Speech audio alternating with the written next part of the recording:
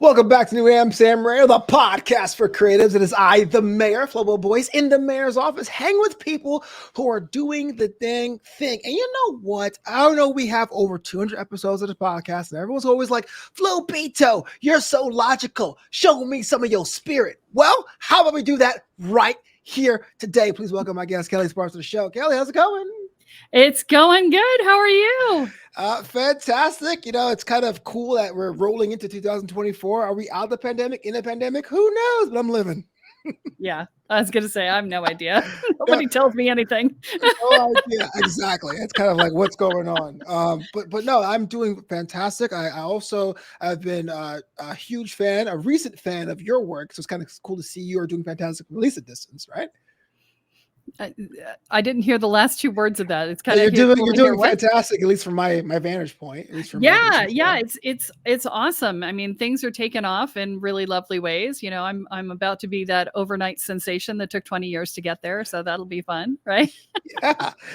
One of the cool things I came across in describing what you do, or even your media kit, was that you are into woo-hoo energetics, and I was like, I need to know off the rip, what does that actually mean to someone who may not be initiated to that phrase? All right. So woo-woo is sort of like, you know, anything that's in the spiritual realm. That's usually what people say. Oh, you're into that woo-woo stuff, right?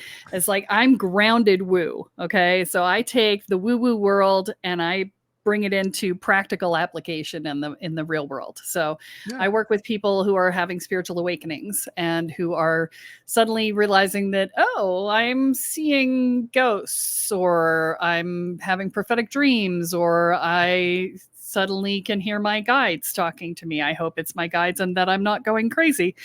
You know, all of these things, people wake up and they're just like, I don't know what to do with this. And so I help them orient and then figure out how to turn it into a practical benefit.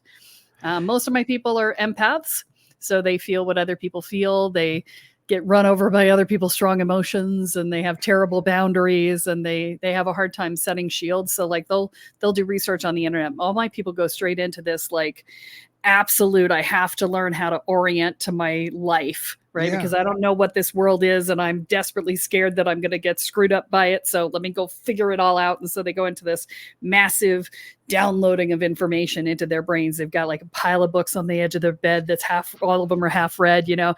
They've got 50 podcasts queued, and they've got, you know, 60 YouTube videos they've watched in the last week. You know, I get people calling me up saying, okay, I found your podcast last week and I've listened to the first 40 episodes. Whoa. And I'm like, that's like in a week? Did you sleep? You know, like what do you do? But this is the level that they get to, right? Is they're just in this download because they're trying desperately to orient, because they all come from childhoods that were less than optimal, we'll say. Sure. And so, you know, safety is a huge issue. And if you don't know what you're doing and you don't understand the world you're operating in, then you feel very unsafe. And so a lot of the work that I do with people is first getting them oriented and then getting them set up to be safe in working in that environment, so that they can then start to actually make use of what it is that they've been given as gifts. Well, it makes sense that people would reach out to you, because it said you have over 50 years of experience in this field. Almost 50. Almost. Don't make me older than I am. I'm only 54. No, we're all almost an age. My mother started me in this when I was 5 years old. She said I was talking to ghosts in my crib.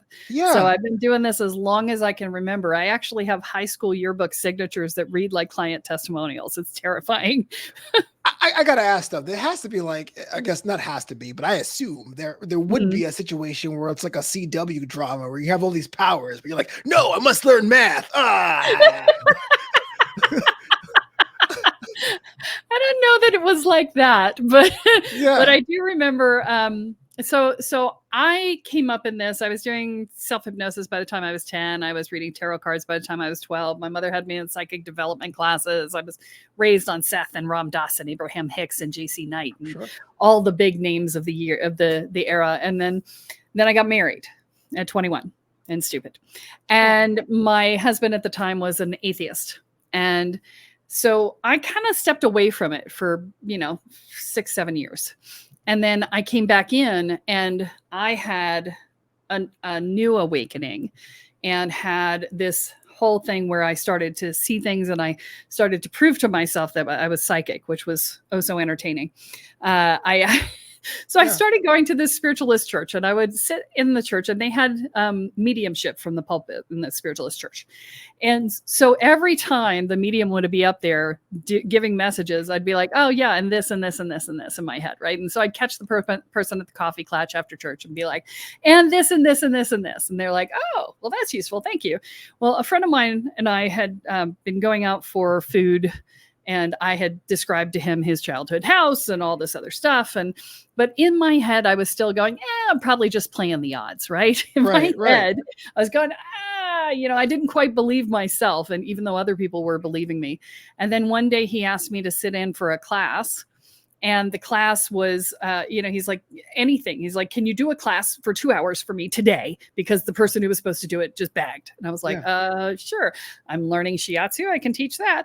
I ran out of things to say at an hour and a half because I was still learning it. Right.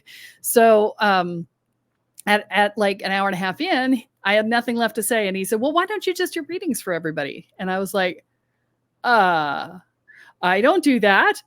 And he's like, yeah, you do. Yeah, you do. I'm like, no, I don't. And I didn't have my cards with me or anything. That's my crutch, right? I needed my crutch. And I said, and everybody was like, yeah. And I'd never seen these people before. I had nothing to go on. And so I was like, fine, I'll do it with the understanding that absolutely everything that comes out of my mouth is probably wrong. And they're like, yeah, okay. And I went around the room and I told these people things I had no right to know. And I was on point for everything. I scared the crap out of myself. I was like, what is going on? Right. I don't normally remember my readings these days because I'm channeling everything, right? But back then, because it scared me so much, I actually remember every reading I gave in detail 24 years later, right?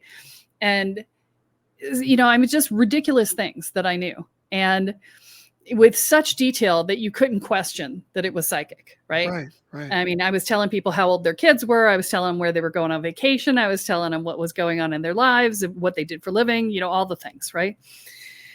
And so that was my CW moment of you asked. Right. That was my, what do I do now? Right. Absolutely. The answer was, I divorced my husband, sold my house, sold my business, quit my nonprofit, and moved out of state to live with a bunch of people I met at the Renaissance Fair. That was my anser. Was that part legit? Like you just said, this Renaissance crew was dope. Well, I absolutely did that. I looked at my life and said, this is, I made the American dream. I had the big house, the gorgeous husband, the dog, the business that was successful. I was a pillar of my community. I had everything that you were supposed to have to be happy in life. And I looked around and went, I fucking hate my life. Yeah. I hate this. And I just razed it to the ground. I just leveled my life. I was just like, woof. And I effectively went off and joined the circus, according to my business partner. Well, it sounds you left the circus to join a family. That's what it says. I did the opposite. Yeah, that's actually, you know what? That is a really apt description because they were my family. They became my family. They became my spiritual family. And for 4 years, we lived together and did deep spiritual work together. And that's where I learned magic. And that's where I learned ritual. And I mean, it was a super amazing space to be in. It was dysfunctional in a lot of ways too, but that's pretty much true of any place you go early in your journey. So absolutely. But yeah. Maybe this is kind of a question you really can't quantify, right? Because it's like feelings, but how did the reawakening feel different than the first time you reconciled with your abilities? Well, the first time I didn't really think about the reconciliation of it because I was a kid, right? Yeah. So it just was who I was, right? Sure. And when I came back into it, the thing that actually sparked it for me was this fundamentalist minister came to my porch with a new convert of his, knocking on the door, spreading the word of God, right? And he said, what do you believe? And I said, you don't want to know what I believe. And he's like, no, I really do. I said, I'll tell you, but I will warn you that if I tell you, he's going to have a crisis of faith before we're done with the conversation. And he's like, let me worry about him. And I'm like, okay. And because my ex was not a big fan of religious folk, we sat on the front porch for 2 hours, over 2 hours. and just had an in-depth discussion, because I speak fluent Bible because I came up through the Christian church. And so we had this in-depth discussion about, mysticism and the spirit and being part of God and a different interpretation of the Bible, right? And he and I had this amazing conversation, at the end of which we agreed to disagree, but at the end of which his convert was having a serious crisis of faith. Right. I did warn him, but it really brought me in and locked me back into my spirituality in that 2-hour conversation, because Sure. I was like, I had been ignoring it because it wasn't welcome in my home. Right. And that brought me back, and I was like, and then everything just started to open up from there. And when things really took off when I got the divorce, and that would have been about a year after this conversation. And by the way, it was during my Saturn return. So for anybody who's out there who's spiritual, Saturn is the great disruptor, and it comes back to the place that it was in your birth chart every 28 years. Oh, so we go through massive shifts. It's also the foundation of where a lot of people get their midlife crises, right? I had my quarter life crisis at 28, and when I stepped into that new life after the divorce, there was this moment of just massive gratitude about everything in my life. I was like, I don't have to check in with anybody about where I want to go or what I want to eat for breakfast. And I don't have to ask him if I can spend money on something I want. And, all of these little things that were big restrictions in my life had just flown open, and all of this gratitude flowed in. And as a result, my gifts just came slamming into me. right. And I was seeing things and understanding things and hearing things from my guides and getting guidance in every direction. I was just so on for a year. And then the gratitude started fading because I got used to it. Right? Because that's what happens as we get used to it. And if we don't know that it needs to be a practice, we forget. And then it slowed down after that. Sure. It didn't stop, obviously, but I was still doing deep work, but I wasn't feeling that in the flow. And it may just be that it normalized for me. I say it slowed down. I'm not sure it did, now that I'm looking back and talking about it. I don't think it did slow down. I think it normalized. I think I got used to it. It was no longer a surprise when I knew things about people and things like that. So that sort of thing.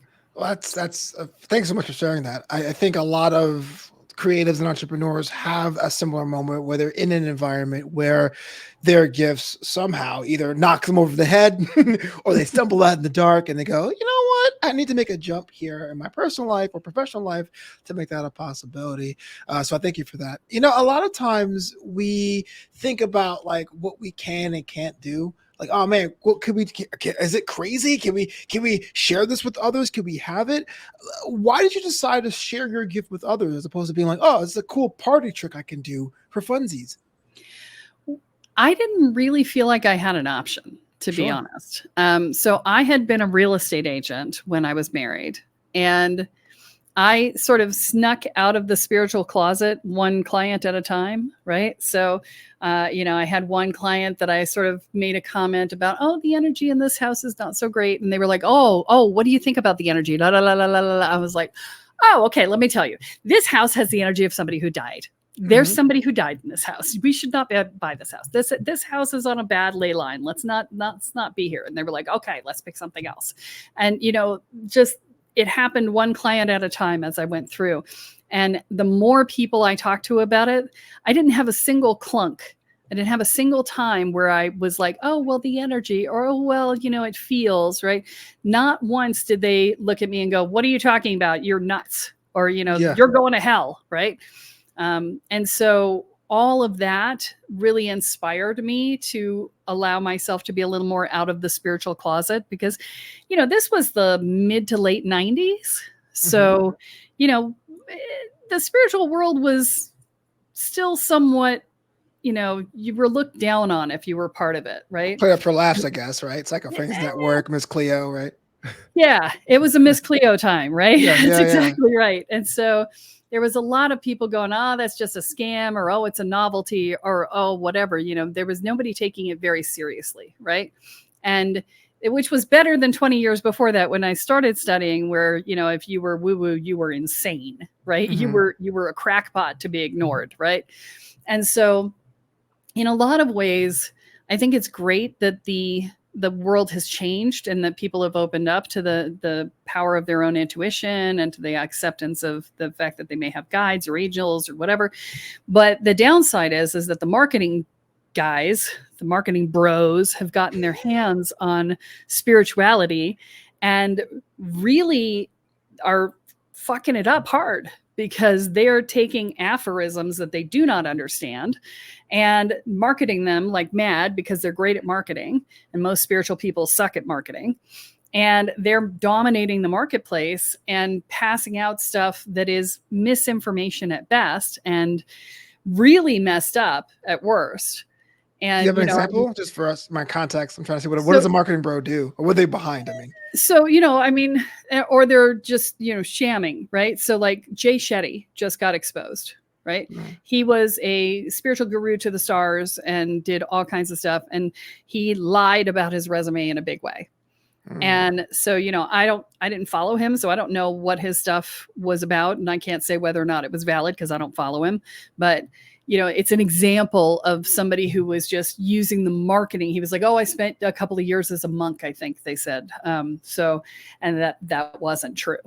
And so that's an example of a marketing bro, right? They use the trappings of what they know will sell.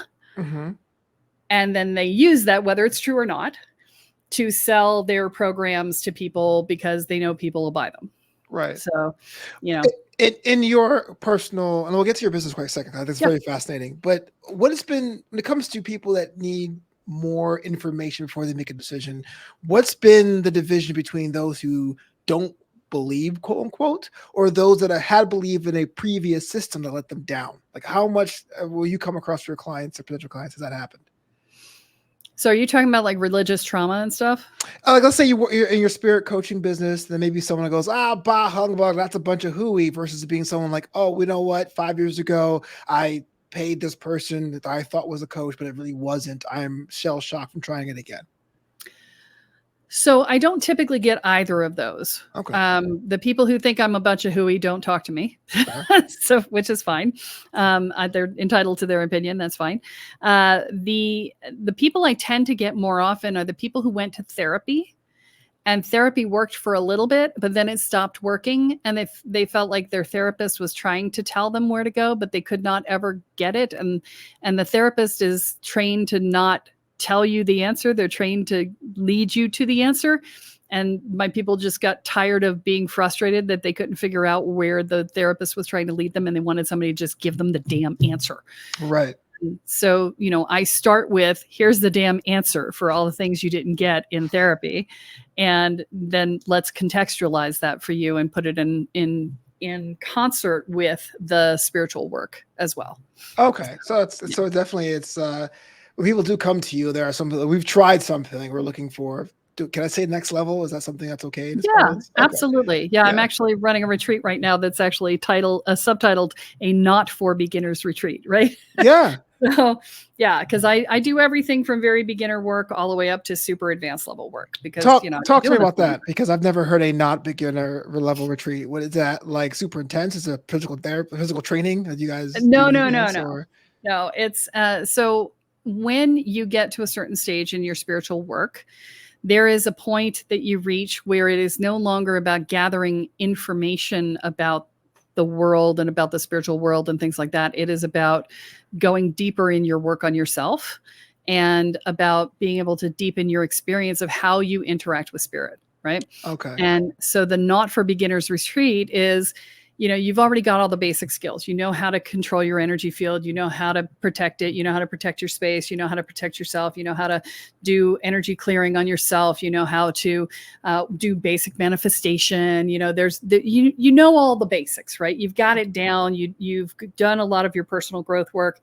Now you want to take it to the next level. There are spaces that you get to as you do this work where there's a transition that happens. So you start off doing this work because you're going away from the pain. Yeah. you're in massive anxiety, worry, dread, self-doubt, inner and outer judgment. You're needing a foundation of self-support and courage, right? And so, you start off in that place where you don't really know who you are. You don't really have an identity. You tend to be a reflection of the people around you. You have terrible boundaries. You don't always claim your space in a place. You don't own your power. You have, your heart is shut down. You have a hard time receiving love. You just really don't know how to love yourself or value yourself if you're not doing for someone, right? And so all of this is pain. And so people go and they try to get out of pain. Well, once you get out of pain, which is a process, and it's a process I walk people through in a year and 4 months. So 4 months, I can cut their stress levels in half. And the year after that, I can get them solid in their own identity and their own energy field and their own everything. And so at the end of that, and usually about halfway through that year, they start to move away. They start to shift from moving away from what they don't want, away from the pain, and moving towards what they do, because they see how much the work they've done has gotten them. And now it's not about getting out of pain. It's about, wow, how much more could I do if I did more? Right? How much better could I feel? How much more powerful energetically could I become? How much more integrated and authentic could I be? How much more could I bring my power and my gifts to the world if I just continued? And that's where I work with people on the Not for Beginners retreat, is that we're working at that level. And so, part of it is we're doing ritual every night. Part of it is that we're doing we're doing certain things, like I'm doing Kundalini awakenings, which is activating that creative center energy that sits at the base of your spine and works its way up your spine. And that gives you more energy, more inspiration, all of those things. And then we're also doing sound healings, and we're doing a cacao ceremony for sacred receiving. And I've done those. Yeah. Yeah. And so we're doing a bunch of different things, but then I've let everybody who's coming tell me what they want to learn about. And so I give them a list of options. I'm like, here are your options. What are you interested in? And they all voted. And, I'm still accepting registrations, but I've got 7 people registered in the last 3 weeks. So yeah, they're voting as they go. And whatever gets the most votes is what we'll do.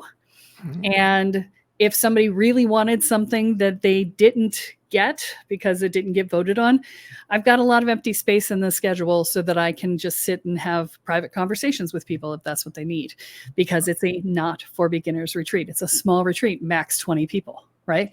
So that makes it easier for me to have one-on-one time with people if they need it. And so that's what I mean by that, is that it's not a set curriculum and it's not a set program. And even if I did a beginner's retreat, honestly, I have been known to rewrite the entire last day of the retreat just because I got to the end of the day and went, this isn't what they need. What I had planned is not what they need. I'm going to rewrite it because this is what they need. And so I'll rewrite an entire day of the retreat on the night before if it's needed. So, yeah. Well, that's always a mark of an intellectual educator, right? Understanding, look, we have a class, not all things are one stop fits all, and let's adjust. And I did a cacao ceremony once in my life, and Hershey's it ain't. I had no idea. But I'm better for it now. So I want to ask a question that may be proprietary, but I think it should be for someone that works with other people, and you are navigating trauma from others, and even yourself, if you're having a connection with your students. What do you do to recharge? How do you fill your cup if you're working with trauma all the time? Great question. And to be honest, I'm not working with trauma all the time. So what I do isn't therapy. Therapy is to get people out of their trauma. What I do is I take people who are functional and I make them happy. And so if somebody's falling down into damsel in distress, sort of can't anything mode, then they're probably not ready for me. I need the people who are in the knight in shining armor mode. I will save everyone. I must save the world because I can't save myself. Right? Those are my people. And so I'm not usually working with trauma. I'm working with the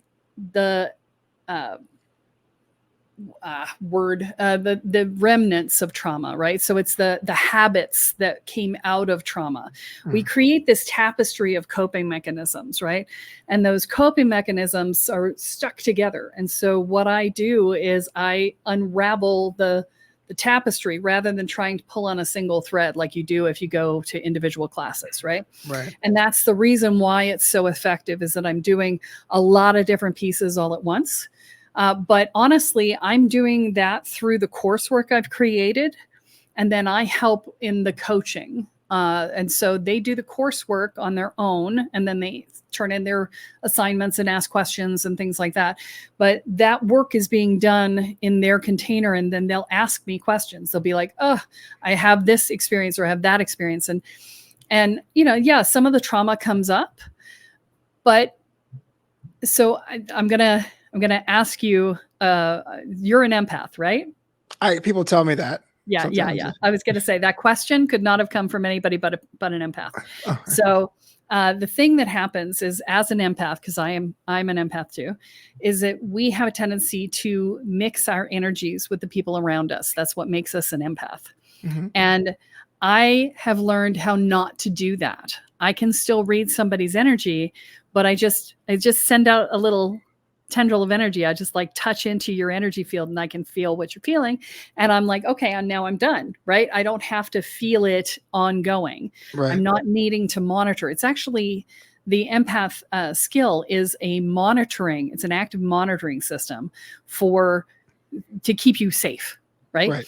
And so when you get to the point where you can keep yourself safe because you are no longer dependent upon the person who is probably the problem in your life, right, for living, then when you can get to that point and you can realize you're at that point, which is the hard part because most of us, our 5-year-olds, are running the bus, right? And so, once you can take the 5-year-old out of the driver's seat and you can learn how you're holding your energy and shift the way you're holding your energy, and then you can create better boundaries. So I can know that somebody is in their trauma and I can taste and feel that that's significant to them, but it doesn't have to run me over.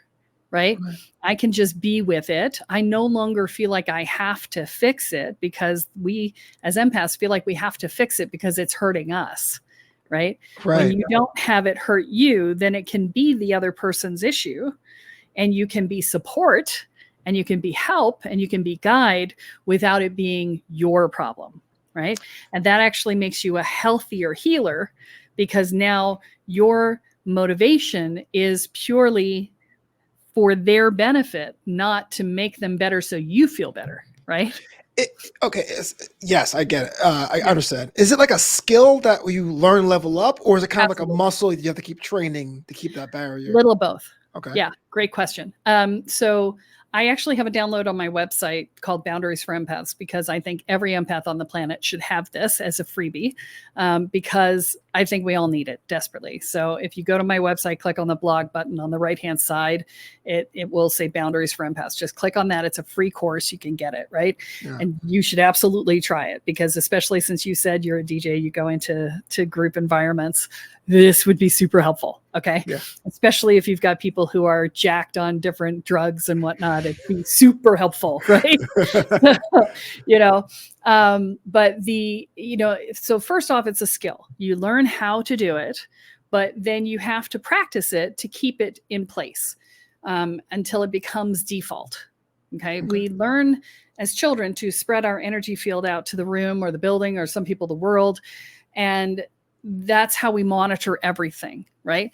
And then over time, you have to learn to pull that energy field back in and then hold it there, which feels like losing a sense when you're an empath because you're like, I can't read everybody anymore. How do I know what's going to happen? Right? You're just freaking out. and what you have to learn is that you don't have to monitor everybody all the time. You can simply make an intention that if there's a problem to be had, that the problem to be noticed, that right? Mm-hmm. That you don't have to be letting other people into your energy field all the time. But it takes a good 6-8 weeks of constant practice of pulling it in to get it to go back to a solid place for yourself. But when it does, you feel safer, you feel less anxious, you feel more you feel more solid. Yeah. And more, you can do focus better because you don't have 50 people's energy in your field, right? Right. And you can be more effective in the world. So all of these things are reasons to do that.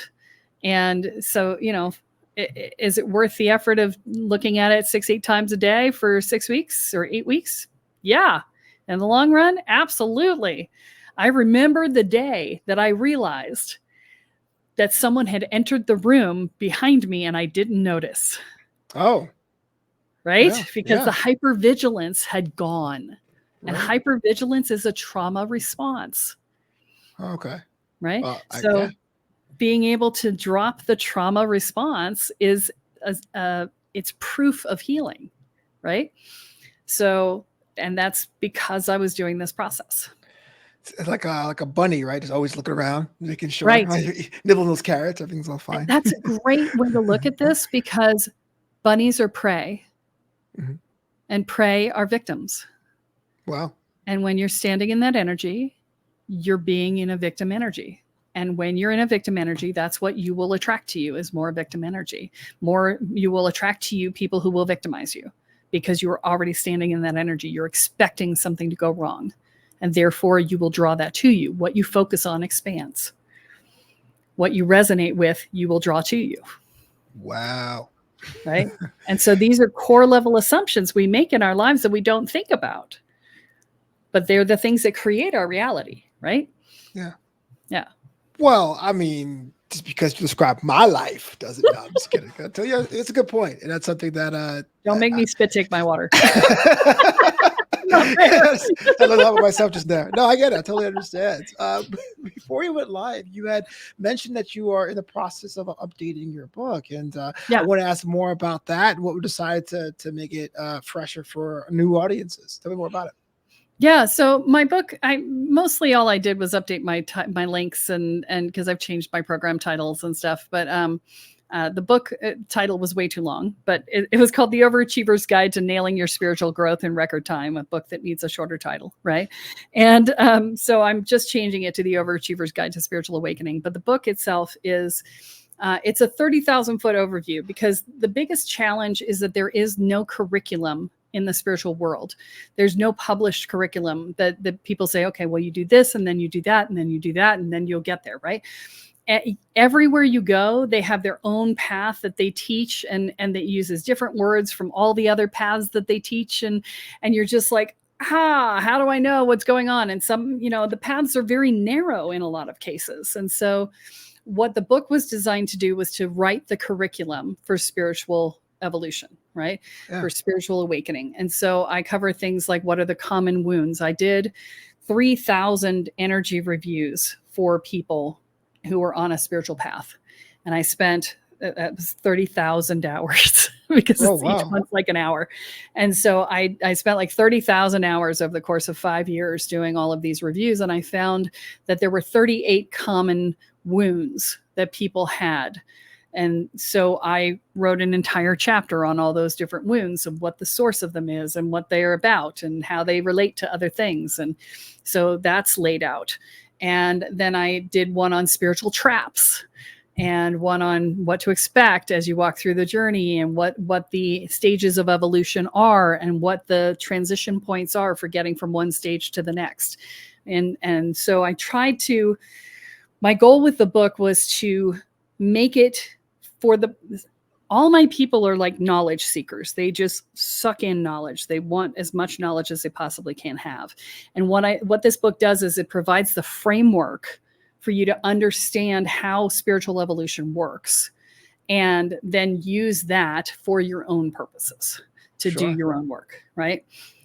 So, and if you get stuck, you can go back to the book and be like, oh, I'm at this stage and this is what I need to do. I don't want to do that. Right. Like, okay, but now you know why you're stuck, right? Yeah. Yeah, exactly. Yeah. Like, just tell me the answers. I don't like actually learn. Oh, and the book is available now. If you can totally the book is available on Amazon right now under the old title, The Overachiever's Guide to Nailing Your Spiritual Growth in Record Time. It'll be released again in a printable format as soon as I can finish going back and forth with the editors, because that's been a 1.5 month long process so far. So yeah, I was like, I thought it'd be out by now, but not so much. So soon.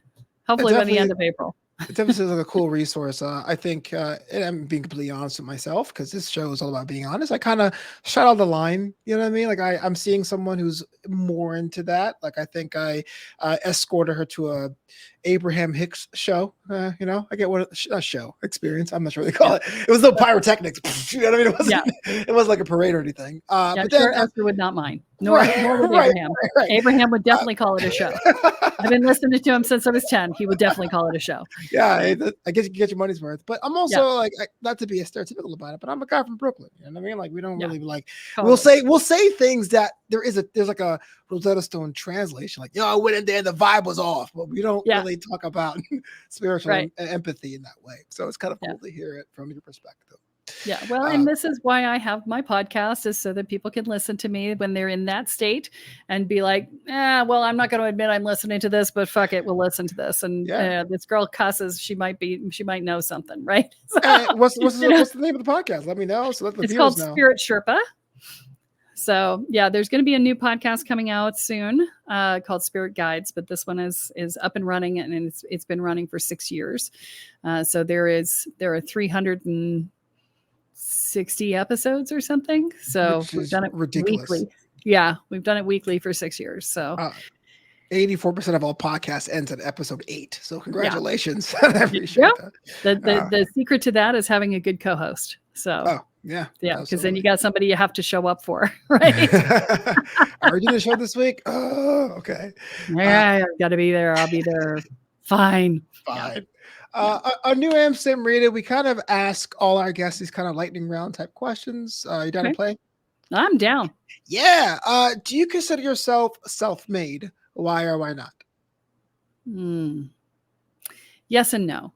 So yes, because I have kicked ass and took names for 20 years. And even when I wanted to quit, I didn't. And even when I had no help, I made help for myself. And then no, because I wouldn't know any of the stuff I know if I hadn't learned it from somebody else. Right. Mm-hmm. So, all of this, not everything that I learned from somebody else, a lot of it I channeled, but I wouldn't have been able to channel it had I not learned how to do that from somebody else. Right. Sure. So,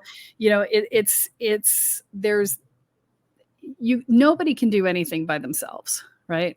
And I've had a lot of partners along the way, and I've had a lot of help along the way, and I've had a lot of pitfalls along the way too. So. Sure. Yeah. So the official answer is yes and no. Yes and no. Okay. Yeah. It's an open-ended question, by the way. I've heard so many people rationalize either one. So you're the only one to say that. So no judgments here. Oh, really? Yeah. Awesome. Yeah. What's one of the coolest things a supporter has ever done for you? So I would say right now I have a student who tracked me down for like a year and a half. So it's a funny story. I'm actually going to start back a little earlier than that, because he tried to come into my Welcome to the Woo program, which is my first program in the series. And he was still actively in an addiction. And I was like, you're not safe. I can't put you in the group with other people. Mm-hmm. I won't take your money. I said, you need to go and do X, Y, and Z. And when you get to this stage, then you can come back and see me, and I'd be happy to put you in. But right now you're not safe. And that triggered him to go and actually do the rest of the work, which honestly, I wasn't sure it was ever going to happen. My husband's been in recovery for 17 years. So I've been in the recovery community for a long time. I know a lot of people just don't do it. So I wasn't sure whether I'd ever see him again or not. He showed back up 3 months later, having done everything I asked of him. Mm-hmm. And I was like, okay, well, flash forward 2 years, and he's finished the program. And now he is coming to me going, I want to teach this. You have to let me teach it. And I'm like, I don't do that right now. And I've already got a coach who's doing that for me, and whatever. And in the interim, the coach quits. Oh. And he's working with me. He's like, I want to take this into different places, blah, blah, blah. And I'm like, okay, we could talk about it. But I was in the middle of a bunch of other stuff. And I'm like, yeah, okay. So I talked to him, and then he'd go off and do his thing. And I'd talk to him and go off. But he just kept at me for like a year saying, you have to let me teach this. And finally I was just like, okay, I'm going to teach people how to teach my program. And I've I set up a system, and he was the first person in the door. And I was like, okay, what do you need?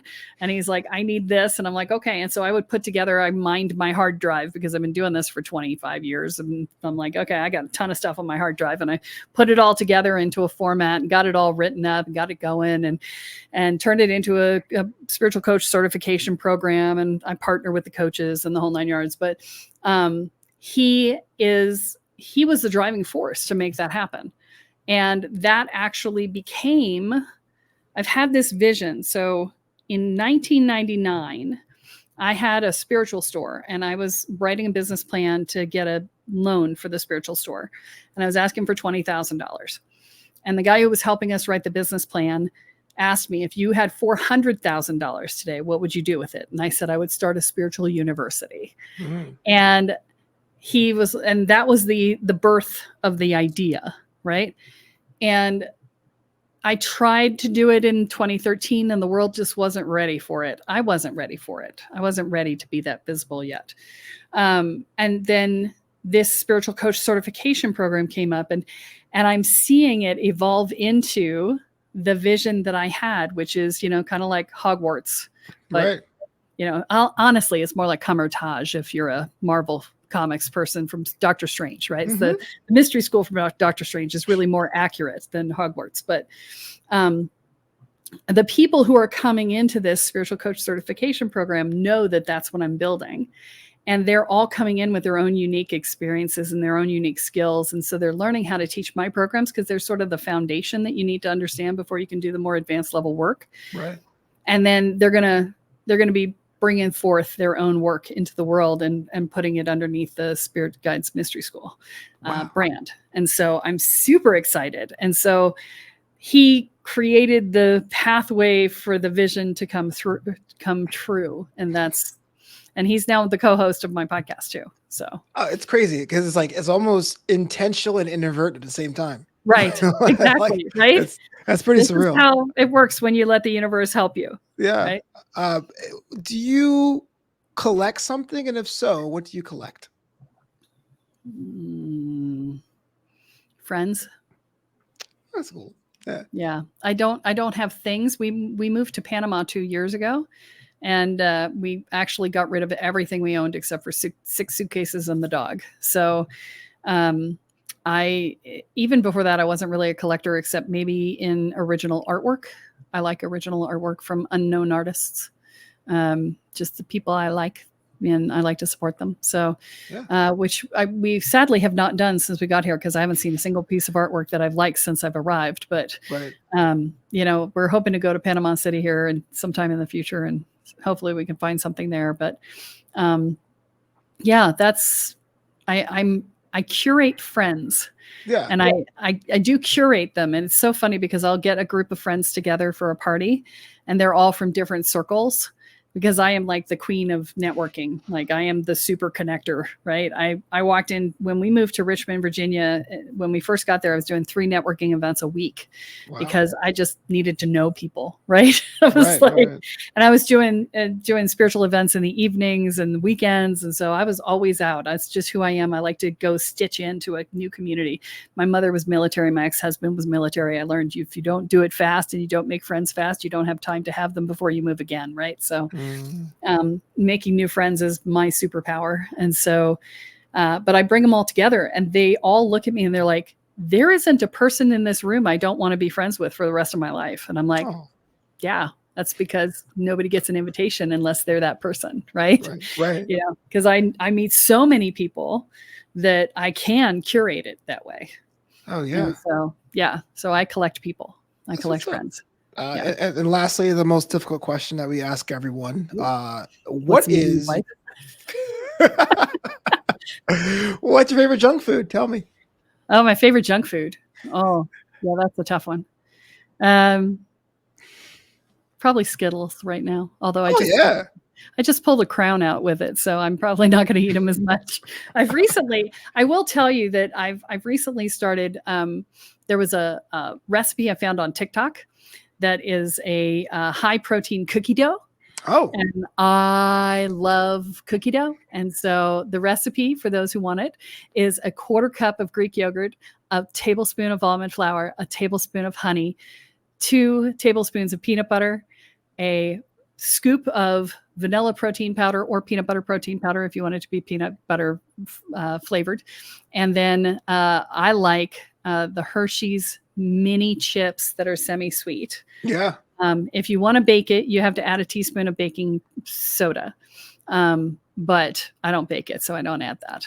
And it makes enough for 2 people to have a really nice serving of cookie dough, and it's super high protein. And so that's been my go-to dessert for the last 2 months. So I feel like if you make your own junk food, you deserve as much as you want, like that. Well, that's kind of my thought. I've been making double batches recently, but it is too much to eat double batch of, it's too much to eat the whole thing yourself. Yeah. I get kind of overdone, but I'll try it out. Don't worry. It's like, nope, it'll be enough for me. It'll be fine. Yeah, you're younger than I am. We can do that. It's fine. Challenge accepted. Right.